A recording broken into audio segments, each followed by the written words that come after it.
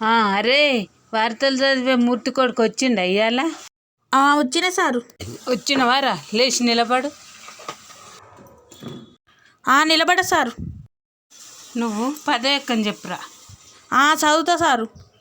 చదువు. పదో ఎక్కమే కాదు సారు, చదువుతున్నా. ఎంతైనా వార్తలు చెప్పే మూర్తి కొడుకును కదా, ఈ పదో ఎక్కం నాకు లెక్కనా?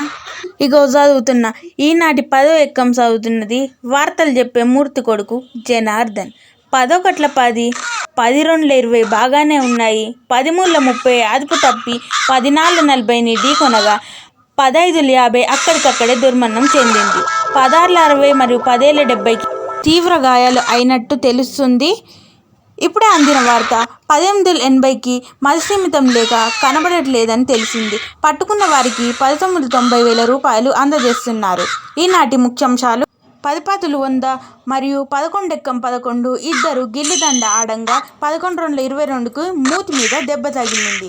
12 రన్ల 32 పన్లు ఊచిపోయాయి. 12 ఎక్కం తెలియజేసింది. ఈ ఎక్కాలు ముగించే ముందు మరోసారి ముఖ్యాంశాలు. అరే నీ ఎక్కలు పాడుగాను, నీ ఎక్కలు తగ్గితల్లుగా. ఇక నువ్వు చెప్పింది చాలు కానీ ఎగుసరా చాలిగా కూర్చోరా.